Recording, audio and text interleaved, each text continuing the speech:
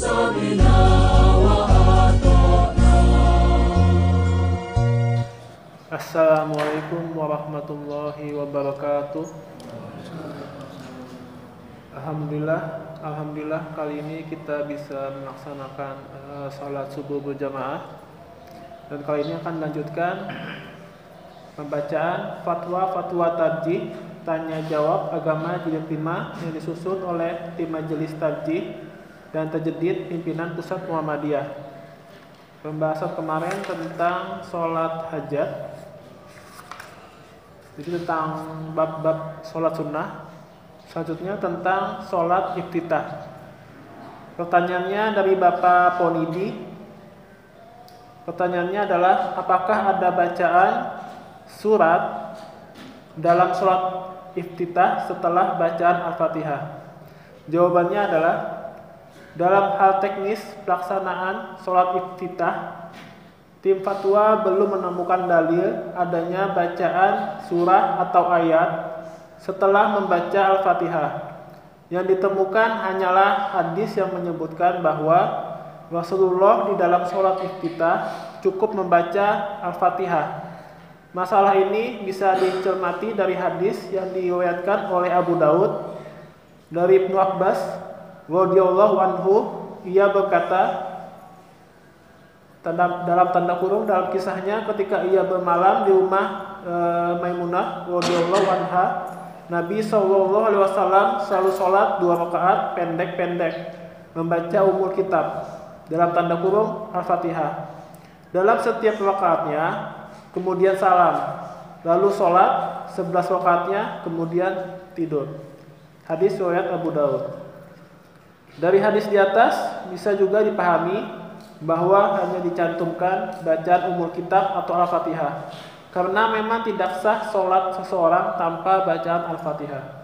Jika demikian halnya, maka tidak ada salahnya jika kita membaca surah atau ayat setelah Al-Fatihah dalam sholat iftitah. Pertanyaan yang kedua dari Bapak Ponidi juga berkaitan dengan sholat iftitah. Apakah sholat iftitah itu khusus dilakukan sebelum sholat tahajud atau bisa juga dilakukan sebelum sholat tarawih? Jawabannya adalah, sholat lail sering juga disebut dengan sholat tahajud, atau kalau dilakukan pada bulan Ramadan disebut juga dengan istilah sholat tarawih atau qiyamul Ramadan. Karena cara pelaksanaannya sama, yakni sholat sunnah di waktu malam dikerjakan sesudah sholat isya di luar sholat iftitah 2 rakaat, dan di luar sholat sunnah sesudah isya. Hal ini berdasarkan hadis yang diriwayatkan oleh Al-Bukhari dan Muslim dari Aisyah.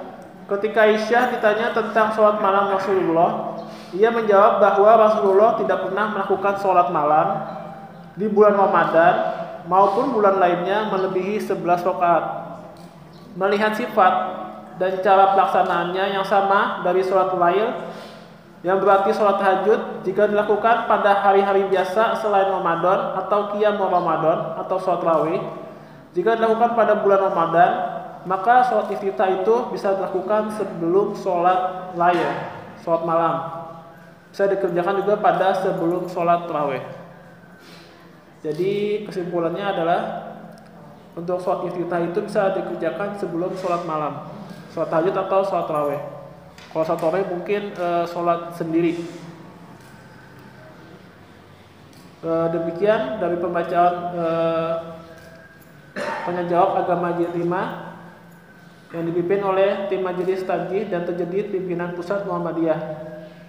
Semoga bermanfaat untuk kita. Kita tutup dengan doa kafaratul majelis. Subhanallah bihamdik, asyhadu an la ilaha illa anta wa astaghfiruka wa atubu ilaik. Assalamualaikum warahmatullahi wabarakatuh.